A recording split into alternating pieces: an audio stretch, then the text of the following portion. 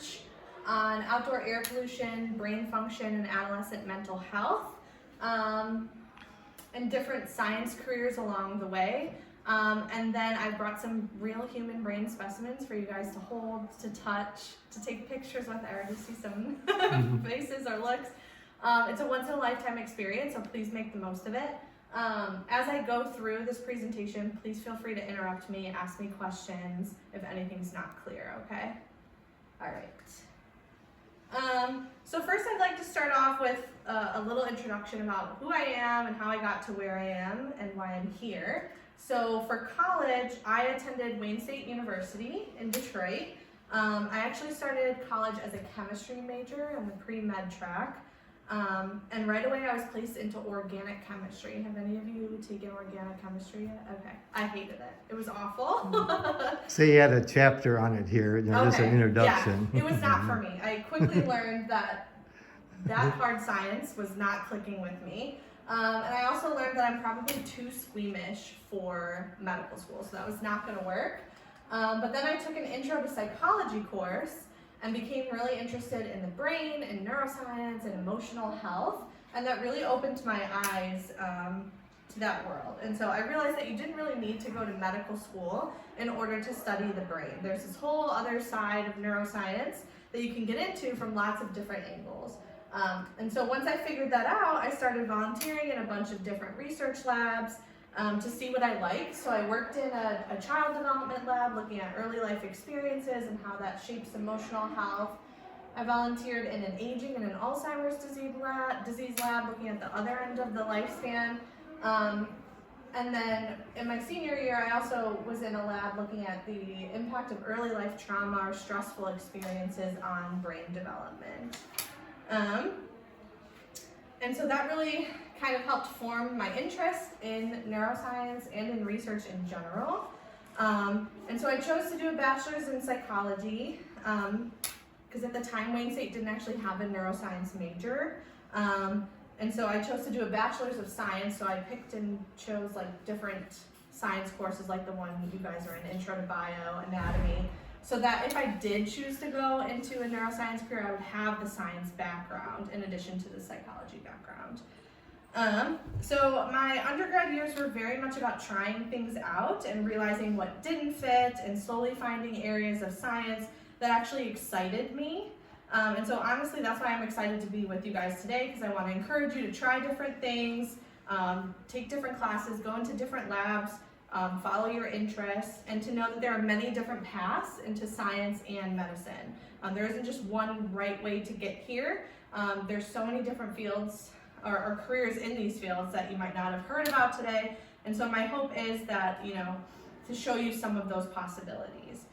So after college, I decided I wanted to go to graduate school and really dive into studying the brain. So I moved to Boston, and I started my PhD in behavioral neurosciences at Boston University School of Medicine. During my PhD, I worked at the VA Medical Center and worked with military veterans. And I was in a lab that was doing a lot of trauma and PTSD research. So looking at how those things affect memory, emotional health, and overall physical health. But the lab that I was also in happened to study deployment-related environmental exposures while veterans were deployed. So these included things like burn pits. How many of you have heard of burn pits from the Afghanistan or Iraq wars? Okay, all right, yeah. So while veterans are deployed, there's no way to really get rid of trash while you're overseas. So what the military does is put everything into one giant pit and burn it. And that includes like extra fuel. So a lot of chemicals going into the air and spreading all over, and people are breathing those in. I know President Biden's son, I think, was affected by that and might have, he got cancer and it might be related. Yeah, exactly, yep. So things like burn pits, pesticides exposure is another big one because you're out in jungle habitats, you have to protect yourself from insect-borne illnesses, and so you're applying all of these pesticides, and sometimes they mix together. And so we were looking at how do those things impact your memory, your emotional health, and your physical health. And so while I was in that lab, I also started to see that many of the veterans were exposed early or early adulthood, when they were like 18 or early 20s, so right when they were deployed or right when they were enlisted, which is a time when your brain is still developing, right? Your brain continues to develop into your mid-30s. And so it was really interesting for me to look at the long-term health effects that we were seeing, 30 years after the war, that these veterans were still experiencing because they had been exposed when their brains were still developing. And so that has really motivated me to look earlier in the lifespan in my work, so look at adolescence and early adulthood, and look at how these chemicals are impacting the way our brains are developing and may lead us to have an increased risk for developing different psychiatric or mental health disorders. Which brings me to where I am today. So I'm back at Wayne State getting some additional training in neuroimaging, or brain imaging methods, and different ways to study stress and anxiety. While also conducting my own research looking at outdoor air pollution on adolescent brains and mental health. Eventually, the ultimate goal for me is hopefully this time next year, I'll be, a research professor myself with my own lab, teaching classes like this. And I'm happy to chat more about my timeline and my career when you all come up for the brain exercise at the end. But first, I'm going to turn into a brief introduction into the brain imaging technique that I use in my research. And then go through some of my research results. So, all right, so how do I study brains in alive people? I use MRI, so how many of you have ever had an MRI scan before? Okay, yeah. What was that experience like? Was it fun? Yeah, okay. It's really loud, right? Yeah. Yeah, and you're in like a very enclosed space. Sometimes it's claustrophobic. Does anyone know what MRI stands for? No? Okay, so it stands for magnetic resonance imaging. So basically MRIs are just really, really big magnets that help us take pictures of things inside our bodies. So this is what they look like. This picture is actually of our old MRI scan at Wayne State University. We just got a brand new scanner last summer, which is really exciting. So people lie on this table inside the magnet, which allows us to take, different pictures of your body. But to tell the MRI machine what part of the body to focus on, we have to put something like this on here, which is a head coil that goes around your head, and it helps us focus the pictures on your head and your neck so that it knows to take pictures of that part of your body. So like I said, MRIs are really big magnets, and so our bodies are made up of billions and billions of different atoms. And when you put a body inside of a magnet, all of those atoms line up in the same direction. Or the direction of the magnetic field. And so that's what happens just by going inside of the board here. Oops. Inside here. All of those atoms in your body line up. And then us researchers can use technology in the MRI to send radio waves that then interact with that magnetic field, which then causes those atoms to absorb some of the energy. And they get really excited and they start spinning in all different directions. But then when the radio waves or pulses stop, those atoms then relax back to that original state. And when they relax back, they give off energy, and that's what the MRI machine uses in order to take photos.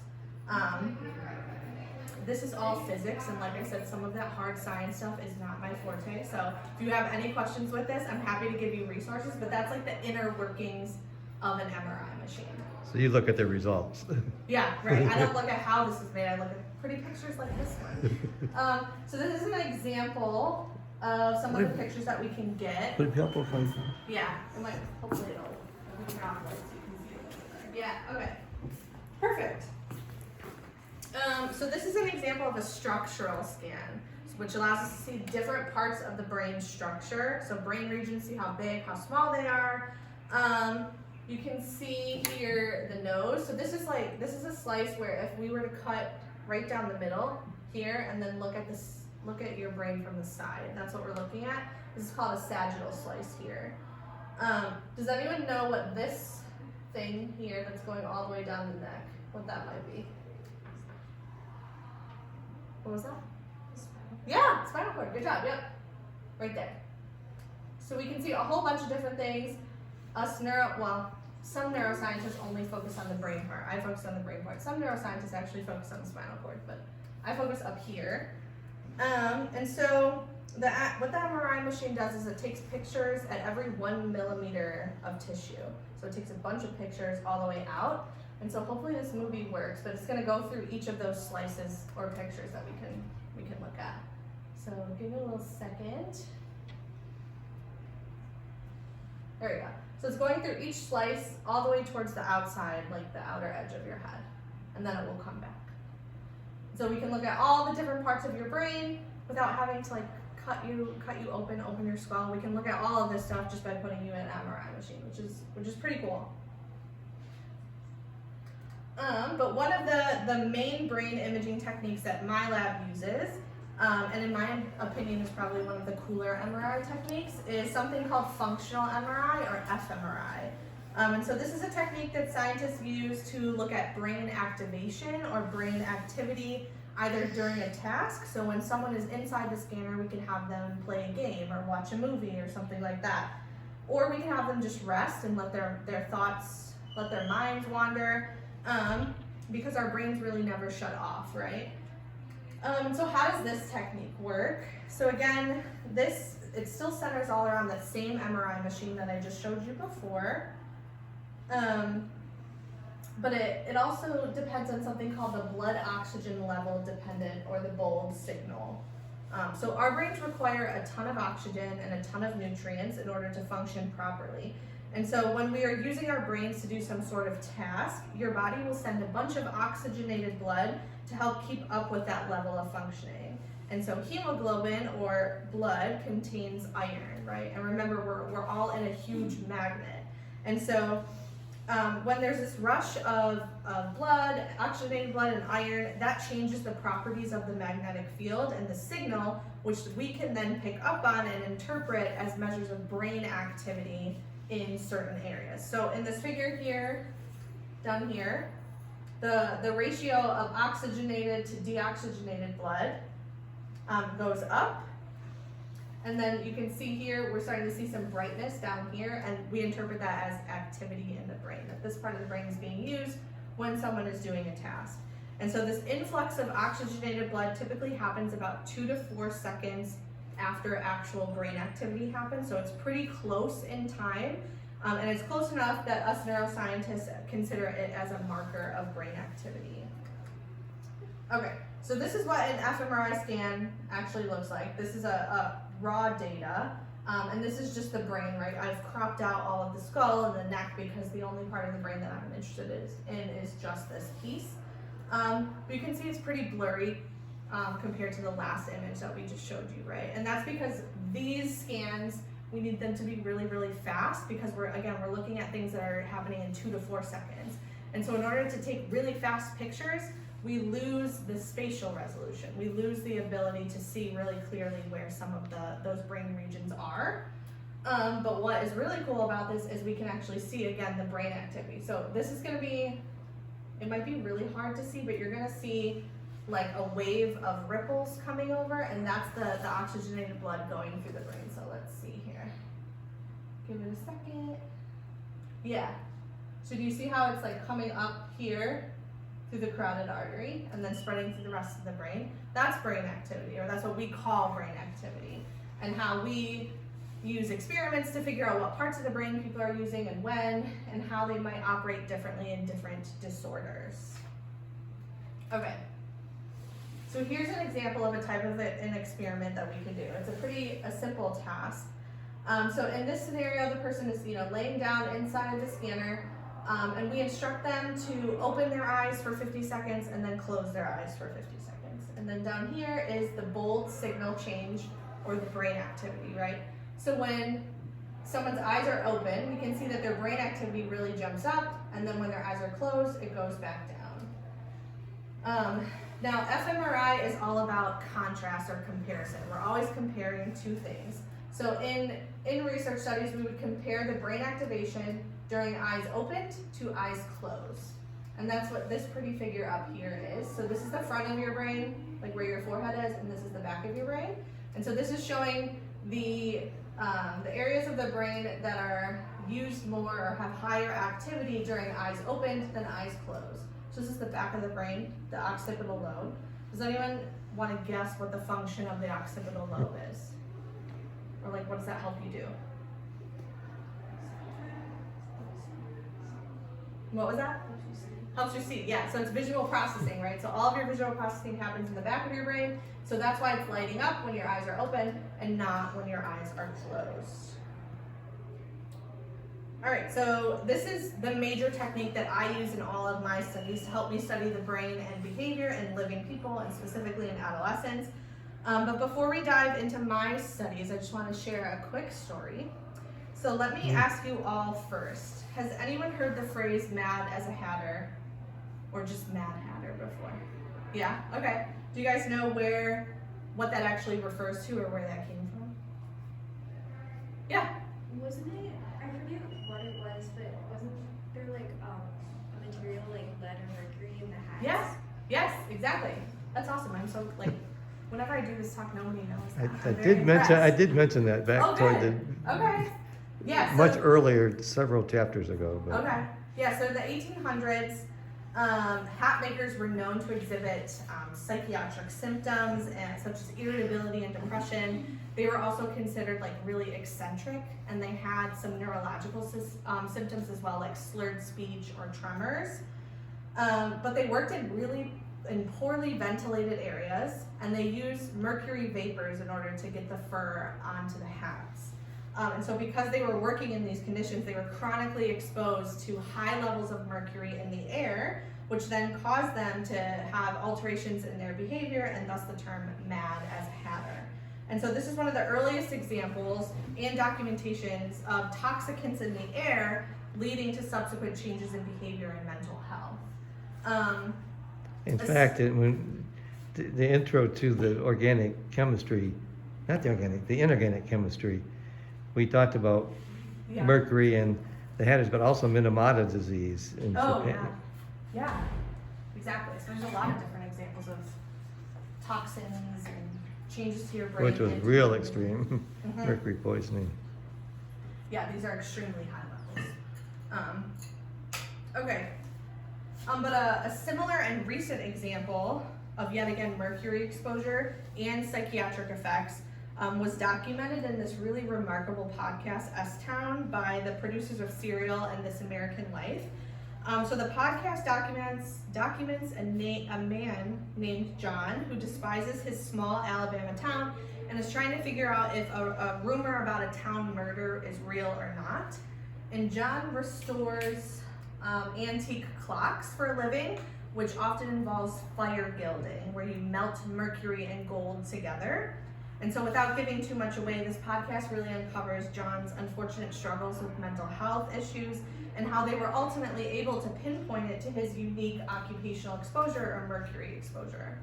But I share these two examples as an introduction to how I think about my work and my research. I look at how chemicals in the air that we breathe impact our developing brains in ways that cause us to change our behavior and lead to risk for developing mental health disorders. All right, so why do I focus on air pollution or outdoor air pollution? Air quality is changing. So these images are from a couple of years ago now during the 2023 Canadian wildfires. How many of you remember that summer or were here? Yeah, okay. I mean, these images are like crazy. You can see the haze in the air. You can actually visibly see the air pollution. You can smell it. you can smell it as well. It smells like something's on fire. But extreme events like this, while they help make air pollution really visible, and they're becoming more frequent as climate conditions are changing, but air pollution doesn't necessarily need an extreme event like this in order to be present, right? So every day we are exposed to air pollution when we're driving on the highway, or if we live near a highway or a factory, we're exposed all the time to air pollutants from different sources. And so these ambient kind of year-round exposures are the focus of my research. And when we look at the research that has been done so far on air pollution and changes to brain structure and function and mental health outcomes, most of the research has predominantly focused on the prenatal period, so before birth, and the adulthood periods, or they are looking at multiple windows like lifetime exposure. But there's hardly any research that's looking at exposure specifically during childhood and adolescence. And so that's ultimately where my work fits in. The reason why I studied childhood and adolescence is because the brain is continuing to develop during that time. So our thought is that if you're experiencing air pollution while your brain is developing, it might have the greatest impact, and it also could be the best time for us to intervene or to try to fix that. Okay, but I also want to take a moment to acknowledge, the broader context here. So air pollution exposure is not evenly distributed. So it reflects long-standing structural forces, including historic policies like redlining. And so the figure on the slide is really showing just that. How many of you have ever heard of redlining before? Yeah? Okay. Yeah. So in the 1930s, there were policies that were created that designated certain neighborhoods that were primarily those where people of color resided as hazardous. And so still to this day, almost 100 years later, those neighborhoods are still experiencing the effects from that. And so this graph is showing that, where the red line neighborhoods continue to have the highest levels of air pollutants and other toxicants and just poor living conditions in general. But this graph is showing nitrogen dioxide exposure, or NO2, but it's really across any type of air pollutant that you look at. Those red line communities typically tend to have higher levels of air pollution. So when part of the red line that I understand is people had difficulty, if not impossible, to get loans to improve their houses. Right. And so then it was difficult for them to move out of those areas. Right. And then also it made the land cheaper for industry to then move in. So factories would go and set up shop in all of these red line neighborhoods, and then which then just increases people's exposure. Okay, so when I study air pollution, I'm thinking about this in the larger context, the history, the policy decisions, and the inequities that shape who is exposed in the first place. And that's also why when I think about the implications of my work, I'm thinking beyond individual behavior change. So things like wearing a mask on high air pollution days or putting a portable air filter in your home. I'm thinking instead towards like higher policy level and community level interventions that actually reduce these exposures at their source. All right, so when I say air pollution, my work focuses specifically on particulate matter, or PM. So particulate matter refers to these tiny particles in the air, and I focus on PM 2.5, which are these tiny pink circles here. And so PM 2.5 are the particles that are 2.5 microns or smaller, so really tiny. And so what this figure is showing is that those particles are smaller than a single human hair. So think about how small that is. And because of their incredibly small size, these It's about the diameter of the hair, right? Yes, Right. yeah, the diameter. Yeah, so because of how small they are, they can easily impact our bodies and our brains. So they can get deep into our lungs and cause, inflammatory responses throughout the body.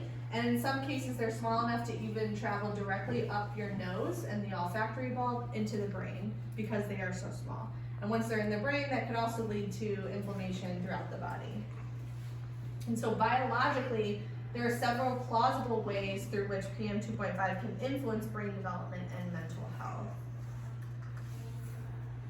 All right, so why adolescence? So again, one of the biggest reasons that I study adolescence is that the brain is still going through massive change during this time and massive reorganization, especially in the systems that help us regulate our emotions. So in this figure, there's 3 key brain regions highlighted that are involved in regulating our emotions. So the amygdala, which is right here, which is like the fear or threat center of our brain.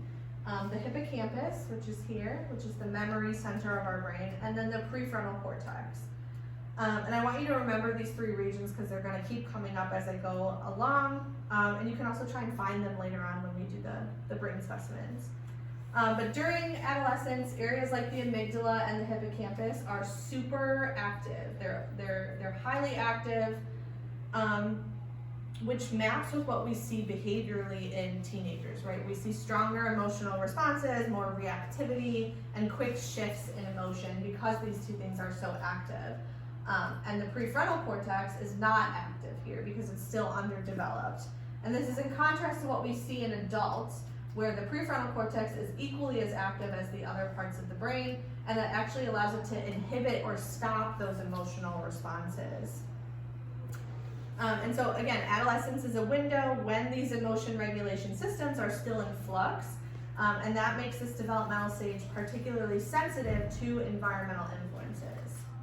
And how are you defining Adolescence? adolescence? Yeah, so people define it a bunch of different ways. In my studies that I'm going to show, we define it age 10 to 17. But, you know, some people say that adolescence goes until like 25.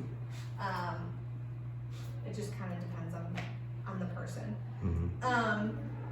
But another reason why I study adolescence is because most of the time it's when many mental health disorders first come online. So this figure shows the cumulative age of onset distribution for generalized anxiety disorder, and it's separated by males and females. So the bars represent the proportion of individuals who have had their first onset by an age.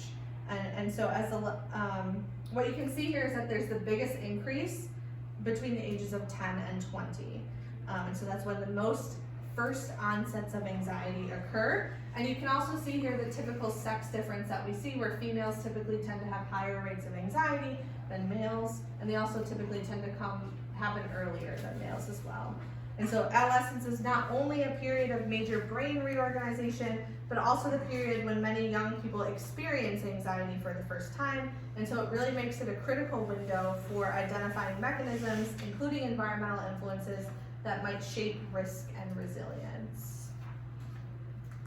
Okay, so this is kind of an overarching conceptual model for how I think about my research, and it really highlights many different ways that air pollution could be linked to changes in our mental health.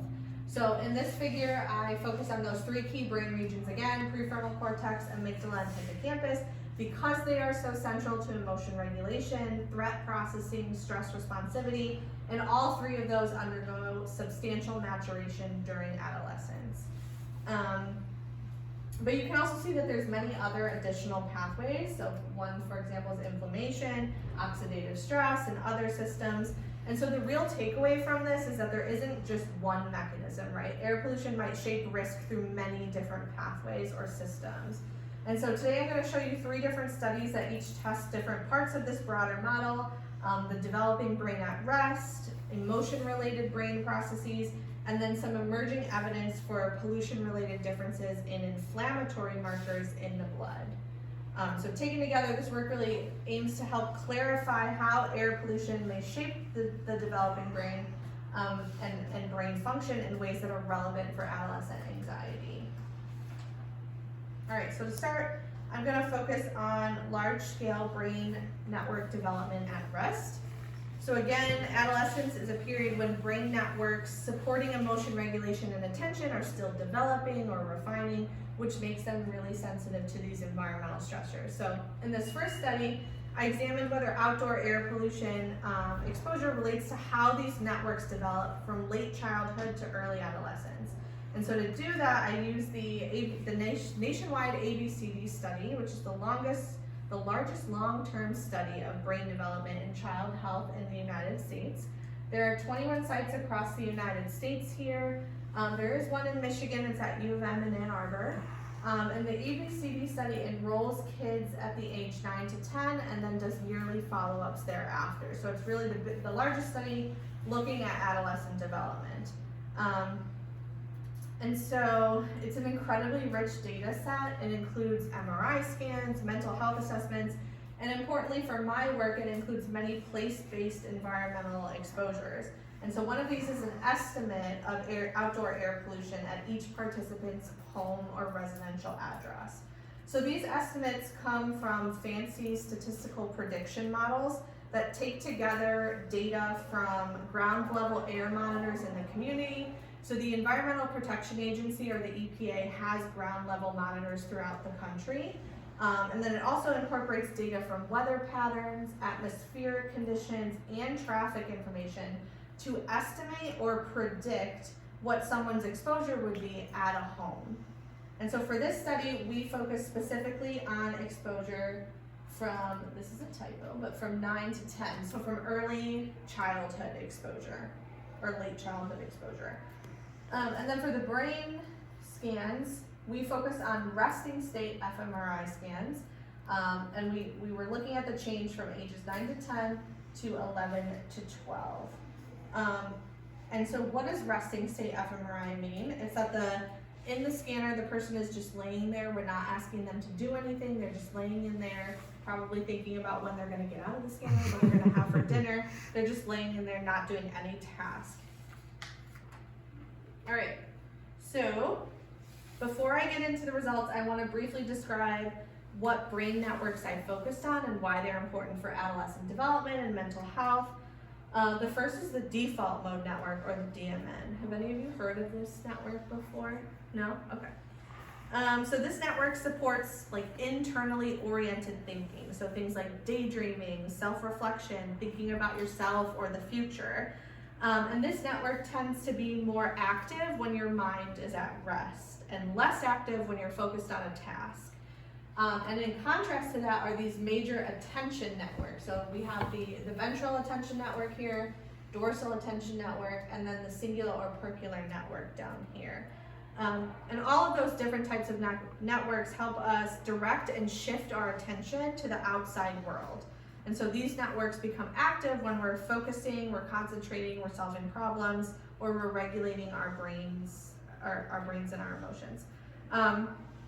Now, even though these networks are described in terms of what they're doing when we're doing a task, we can also study how they're organized at rest. So again, someone simply lying in the scanner, these networks naturally cycle through patterns of coordinated activity. And so because the brain is never truly at rest or off, so to speak, we can use this type of technique to look at how these networks are connected and how they communicate at rest. And it really gives us a window into how well these systems are developing and functioning. And so together these networks help adolescents move flexibly between internal thoughts and the external environment. And disruptions in these networks have been observed across many different mental health disorders, including anxiety, which is what I focus on. And so because these networks are still developing over time, and because they're so central to attention and emotion regulation, they're an important target for understanding how environmental factors like pollution might shape brain development. And so we looked at development within each of these networks specifically, and whether connections among the regions within the networks strengthened from ages 9 to 12. So starting with the default mode network, we saw that youth with higher PM2.5 exposure showed a different developmental pattern or within network connectivity compared to those with lower exposure. So here at baseline, the two groups aren't, statistically significant, but you can see that the high exposure group starts out a little bit higher than the low exposure group. And then by year 2, they both significantly increase over time, and they're basically not different at year 2. But how they got to that point is different between the two groups. And so it isn't really a case where one group is failing to develop these networks. Instead, it's really a difference in the developmental timing or trajectory of how these brain networks are developing. And we also found a main effect of exposure in the cingulate or particulate network. So here it was, no matter what time point we looked at, higher exposure was linked to lower connectivity within this network. So that basically means all the individual brain regions within that network are not as strongly connected to each other. But this is all taken at rest, right? All of these adolescents are in the scanner just hanging out, thinking about what they're gonna have for dinner. They're not actually doing a task. And so we really don't know for sure what this means in terms of actual behavior or anxiety symptoms. And so the next step would be for us to have them do a task in the scanner that's relevant for anxiety so that we can see if these brain changes are actually meaningful. All right, so to test how air pollution might influence emotion-related processes more directly, I turn to fear learning and extinction, which are core processes that underlie anxiety. So in typical development, when something is no longer dangerous, your fear response to that thing should diminish over time. And so that ability to continually update those fear responses is still developing during adolescence. And it relies on the maturation of those three key brain regions that I mentioned earlier, the prefrontal cortex, the amygdala, and the hippocampus. So one of the most well-established ways to study this in the lab is using Pavlovian fear extinction or conditioning paradigms. How many of you have heard of Pavlov or Pavlov's dogs? Yeah? Okay, good, yeah. So for folks that don't know, Pavlov did an experiment with his dogs where he rang a bell every time he was going to feed his dogs, and it got to the point where the bell alone was enough to elicit a drooling response from the dog, even in the absence of food. And so that's called conditioning. And so we can use that same type of experiment to examine how strongly someone learns fear, how quickly they learn that it's safe, and then how effectively they can access that safety memory later on. And so difficulties with these processes, especially extinguishing fear and maintaining that extinction, are hallmark features of anxiety disorders. And so importantly, extinction learning is also central to cognitive behavioral therapy, which is the first-line treatment for anxiety in youth. And so really understanding what environmental factors affect these processes has direct implications for how we prevent and how we treat anxiety. And so because extinction learning continues to develop across adolescence, and because it involves those three key brain regions that we know are sensitive to environmental stressors, this provides a powerful neurobehavioral mechanism or pathway that we can then test in the lab. And so if air pollution affects these processes, that could be one way it contributes to increased anxiety risk. And that's exactly what this next study was designed to examine. So in our Detroit area sample, we have 102 youth ages 10 to 17, of which 68 completed neuroimaging. And we have a racially and ethnically diverse and socioeconomically diverse sample. For this study, we focused on past month concentrations of PM 2.5, so really recent air pollution exposure. So this is a distribution of the exposure in our sample. So the EPA, or the Environmental Protection Agency, they recently lowered the health standard, but they're probably going to have it go back up with this new administration. But they set a standard of 9 micrograms per cubic meter. That is, anything above that is harmful to human health. So you can see in our sample, we have about half of our sample is above that in an urban area, which makes sense. There's more pollution in an urban area, and then half of that is below that sample. So we have really good variability in people's exposure to air pollution. In terms of anxiety symptoms, we measured self-reported anxiety symptoms, so the adolescents reported on their feelings. And in our sample, almost half actually met or exceeded the clinical cutoff or diagnostic criteria for anxiety. So we have half who are already experiencing anxiety symptoms. Okay, so this is a map showing the distribution of the participants' residential addresses across the Detroit area. So while we certainly have a ton of youth within the actual city limits, you can see that we have, we've done a good job of recruiting youth from surrounding areas as well, really trying to get good variability in that air pollution. So we want folks who, don't live in a major city and may have lower levels of air pollution, and we want youth that are in the city who are really experiencing high levels of air pollution. All right. So in the lab, adolescents complete a 2-day virtual reality fear learning task. So let me quickly walk you through this task. So on day 1 here, participants we'll visit one. The participants complete a conditioning phase and an extinction learning phase. So in the conditioning phase, participants are asked to approach 3 different avatars that vary based on race and clothing. And some of those avatars are paired with a really scary and loud white noise burst. And then some are not paired with that white noise burst at all. And so across this task, youth learn to associate 2 of those avatars with fear, right? Because they're paired with this really loud white noise burst. And so the way we measure fear in the lab is using something called skin conductance responses, which is a measure of autonomic nervous system reactivity. So when you're like really, really nervous, if you think about it, how many of you get like sweaty hands when you're nervous? Yeah, that's exactly what this is picking up on. So we measure that during this task, and across the task, as the youth are learning to associate the avatars with that scary noise, we see those fear responses or skin conductance responses go up across that task, which means that they're learning which avatars are really scary.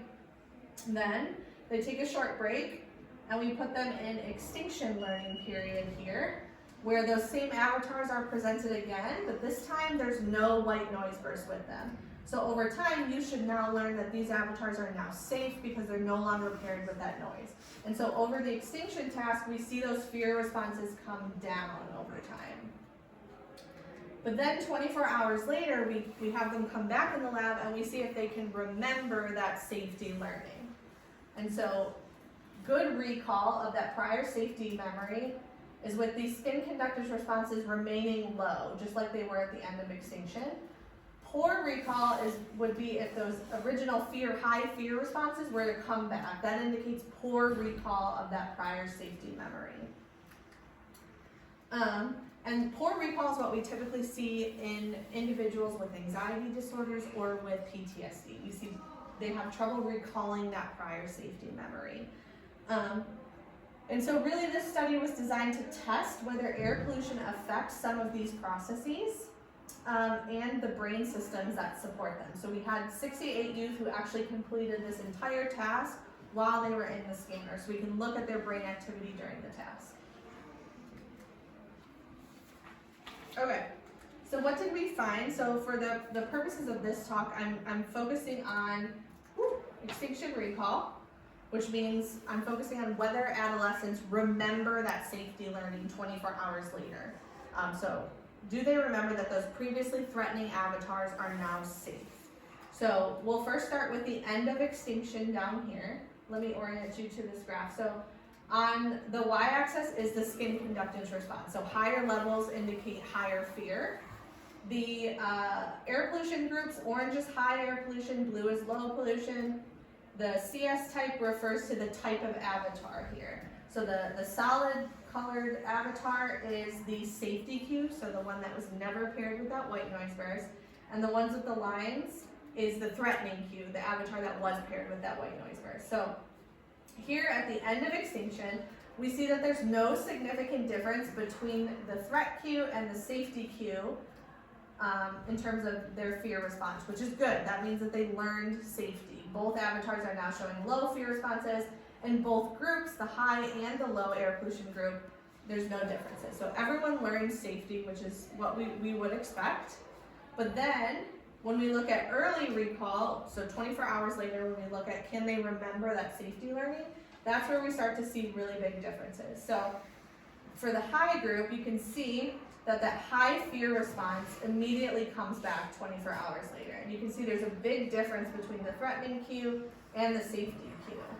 But in the low air pollution group, there's again no difference here. So the low group was able to successfully recall that safety learning.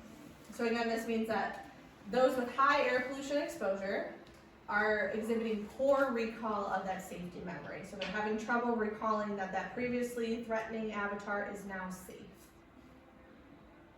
All right, so what does this look like in the brain when we look at that? So across phases, we saw a very consistent pattern in the prefrontal cortex. So adolescents with higher exposure showed greater prefrontal activation to the threat cue, both during extinction learning, so when youth are learning that cue is supposed to be safe, and also during extinction recall 24 hours later. So it might be kind of hard to see, but there's these little red dots here. That's the activation. So the brain is more activated in that area when they're looking at the threatening avatar than the safety avatar. So the fact that youth with higher exposure are demonstrating higher activation or recruitment of this prefrontal cortex indicates less efficient regulation, as the prefrontal cortex is the brain region that's supposed to inhibit those fear responses. So the pattern that we are seeing may indicate that the brains of youth with high exposure are working harder to control their fear, but they're not doing so successfully.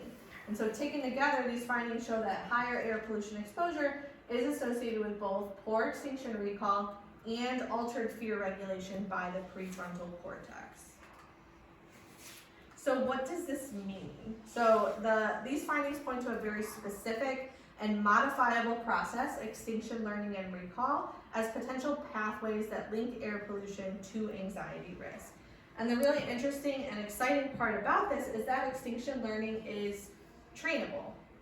So it's the core mechanism that's targeted in cognitive behavioral therapy, which again is the first line treatment for youth anxiety. And so these results raise several important questions for intervention. So for example, do youth with higher exposure simply need more time to learn safety? So that could look like longer extinction periods, more repetition, or additional cognitive behavioral therapy sessions to support consolidation. Another possibility is that we may need to support that consolidation window, so the 24 hours between when they've learned the safety and when they have to recall the safety. So some work suggests that exercise helps facilitate better recall of extinction memories. But for youth that are exposed to high outdoor air pollution, that might be exploring like indoor exercise opportunities or structured movements that would avoid additional exposure outdoors, which would be an excellent candidate for like school-based interventions. And so this really opens up a pathway towards understanding not only why certain youth are more at risk, but also how we might support them through developmentally informed and mechanistic focused interventions. All right. So everything that I've discussed this far has been using air pollution estimates from those fancy statistical models based on youth home addresses. But we know that that approach has clear limitations, right? We know that we don't spend 100% of our time at home. Like we go to different microenvironments like here at school. For youth, that might mean, like sports, time with friends or commuting on the bus. We're missing that when we just look at the air pollution that's at their home. And so to address that, I've started incorporating personal air monitors into my developmental studies. So this is what they look like. They kind of look like tiny ghosts, right? How many of you know Pac-Man? Are you guys too young for Pac-Man? No. No one knows Pac-Man? I do. Okay, a couple of you do. They kind of look like them. We've named them after the Pac-Man ghosts, so like Blinky, Pinky, all of that stuff. But kids even younger than you guys don't know what Pac-Man is, which is really upsetting. But these monitors allow us to capture exposure much more completely, including indoor exposures as well. So these monitors, they're lightweight. They come with a carabiner, so you can clip them on their pants or their backpacks.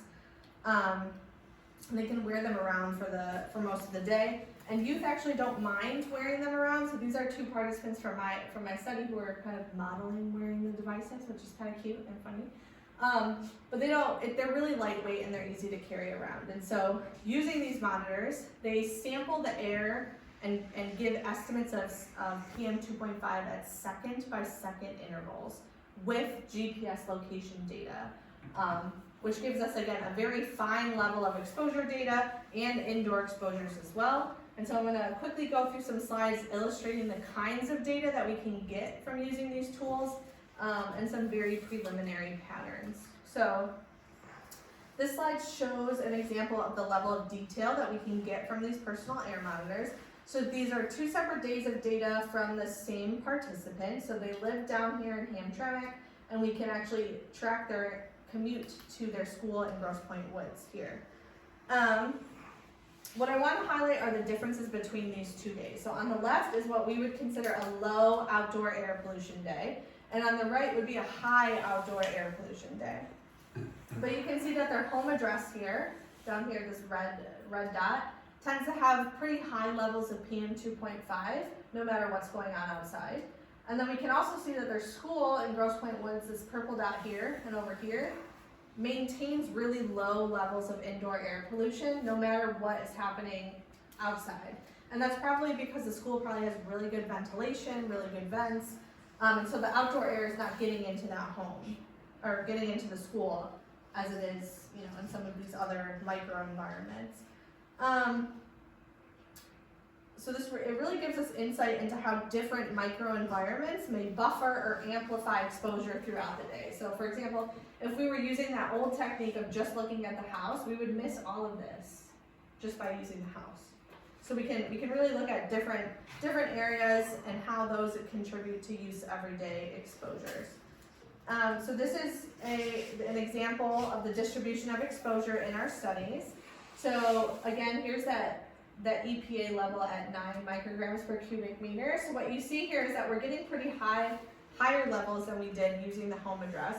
But again, that's because we're covering more of the exposure. We're getting exposures from inside the home, from commuting on the bus, all of that different types of environments. So in my opinion, I think this is like a more accurate level of exposure, and so that's why it tends to skew a little bit higher. So this is just some snapshots of the data that we have looking at daily PM2.5 exposure and reporting anxiety symptoms across 7 days. So the graphs on the top are from 3 different participants who reported on their anxiety levels across the week. And then on the bottom is their average exposure levels across the week as well. So what you can see here is that we have different trends with different individuals. So for example, with participant 1, when there's a spike in air pollution on day 5, we see a spike in mental health or a spike in anxiety on that same day here. But it also could be like participant 2 here, where we see a spike on the same day here, but it could, or maybe it's a spike in day 4 and the spike in anxiety we don't see until 2 days later. It could be a ripple effect. Or for participant 3, who has very minimal anxiety symptoms, even with a little bit of a spike in air pollution, but if there's a big spike in air pollution, that's when we start to see some anxiety symptoms. So it's a lot of data, it's really cool data, and we're currently analyzing and working on it, but this is the kind of data that you can get using these extra research tools. Another example, so turning back to those really high air pollution days a couple summers ago with the Canadian wildfires, these photos are from June 7th when we had those crazy air pollution levels that were literally amongst the worst in the world on those days. You can see the haze in the sky here. I happen to own one of those own personal air monitors for myself, and so I took it around this day to look at my air quality. And so we can go through some of that data. So on the same day that those photos were taken, this is a reading from my personal air monitor inside of my apartment in Midtown Detroit. So I live in one of the older historic buildings. And last year we were fortunate enough to get a whole bunch of new windows, which will certainly help with keeping the outdoor air pollution out. But on this extremely high air pollution day, this was at 8:30 in the morning, you can still see here PM2.5 is 39 micrograms per cubic meter. So if you remember, the EPA health limit is 9, right? So this is like, I don't know, somebody do the math, like 4 times higher, 3 times higher. And that's inside. So the outdoor air quality was super high because of those Canadian wildfires, and it was seeping in through cracks in the foundation or whatever, and it was getting into my home. But then I also took it into work, which is my job it's a newer building. It was built in 2013. It has better, ventilation, all of that stuff. And you can see here that it's drastically reduced. It goes down to 13, right? 13 is still high, but it's much better than what it was. And so I like to use this example just to show you, even within like an urban environment or a city itself, there's drastic differences in air pollution exposure, even within the city, even within the different types of buildings that you're in. And so using these types of tools, we can really get into all of these different nuances. Okay, so to place everything kind of back into the broader framework that I started with, environmental exposures can shape adolescent mental health through multiple interacting pathways. So I've shown you 2 of those levels so far. So changes in large-scale brain networks and differences in fear, learning, and extinction, both of which are core processes for anxiety. But this model also includes another key biological route, which is inflammation. So particulate matter can trigger systemic inflammatory signaling, and inflammation has been increasingly tied to mental health disorders. And so my next step was to examine how does PM 2.5 exposure associate with peripheral inflammatory biomarkers in adolescents. So to do that, I conducted a pilot study with that same adolescent cohort and collected plasma samples from 78 youth. I focused on two major classes of inflammatory markers. So the first were some common or popular pro-inflammatory markers, which I'm sure maybe some of you have heard of these. So things like IL-6, IL-8, TNF-alpha, CRP. They're all widely used in developmental and clinical research, and they all cause or propagate inflammation. They cause the inflammatory cascade when you're sick or when you get some sort of outside insult like air pollution. They start the inflammatory cascade. But then I also looked at these newer biomarkers that are called lipid mediators that are derived from the COX and LOX pathways. So these are molecules that are way higher up in the inflammatory cascade, and they can also initiate the inflammatory signaling, or they can help resolve inflammation. So they give us insight into not only whether or not inflammation is present in the body, but also how well the system is regulating itself. So several of these lipid mediators have been associated with short-term air pollution in adults, but nobody had looked at them in children or adolescents yet. And so finally, because this was the same cohort, I was able to also look if some of these blood biomarkers were associated with some of those anxiety or depression symptoms that we are seeing in youth. So what did we find? So when I examined associations between air pollution and these biomarkers, the patterns were really interesting and not exactly what we expected. So starting with those common pro-inflammatory markers, and I'm sorry that this is like super small, you can still kind of see. We didn't really see strong associations with air pollution and the pro-inflammatory markers, with the exception of IL-6 here. So we saw a sex difference where females tended to have a little bit of an increase, so the more air pollution exposure they had, the higher levels of IL-6 that they had, but for males it was in almost the exact opposite direction. So the higher air pollution they had, the lower levels of IL-6.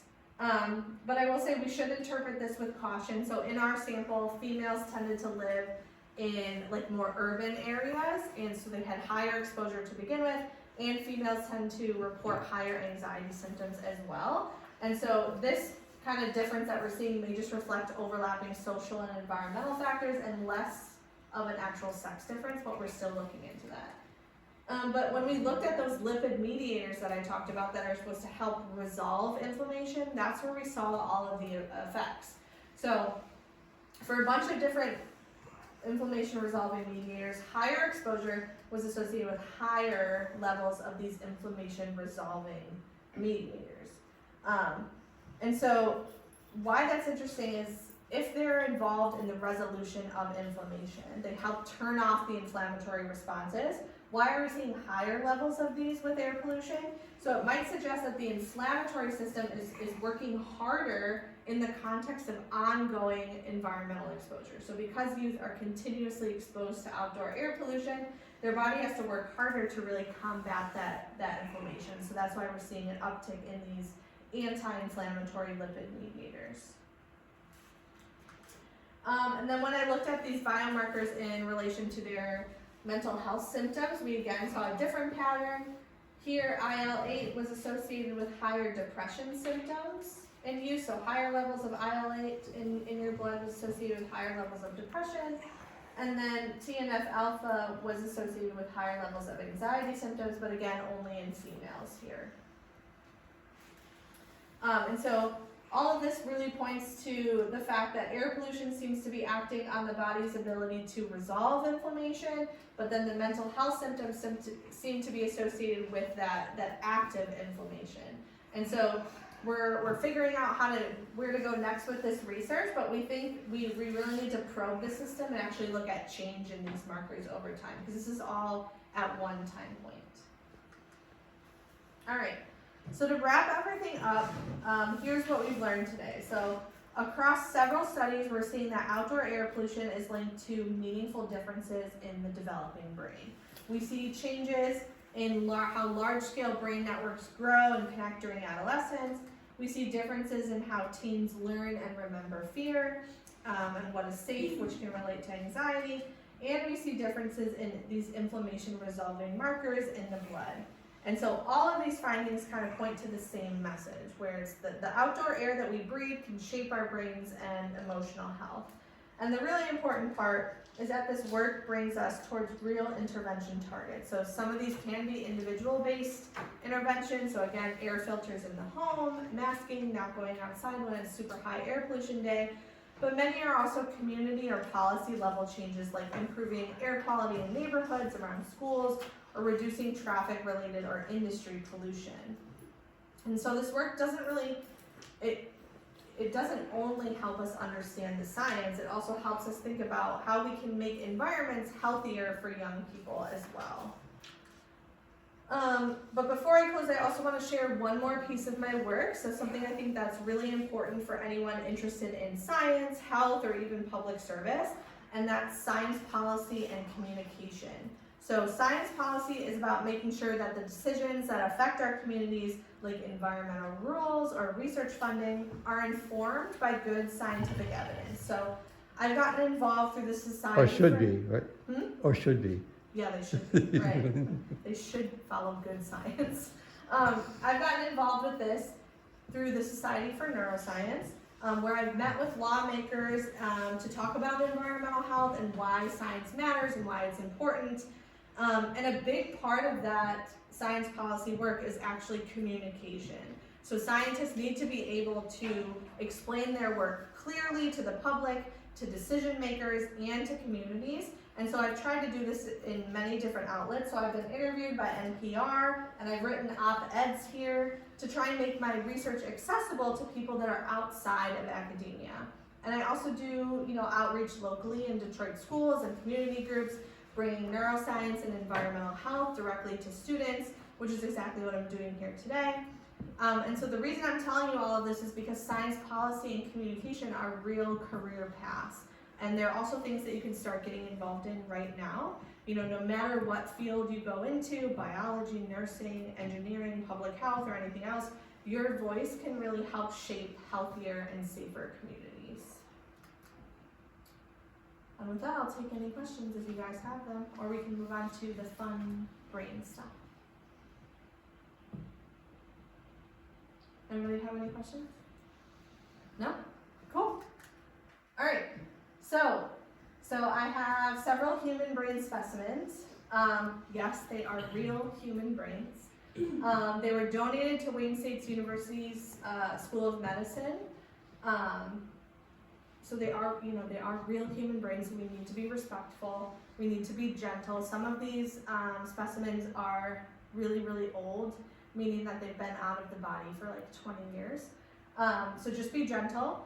You will have the chance to hold them, to pick them up, to ask me questions. You are welcome to take photos with your cell phone. Just make sure you have a buddy who can take the photos while you have the gloves on. And yeah, any other questions about the brains before we cycle through?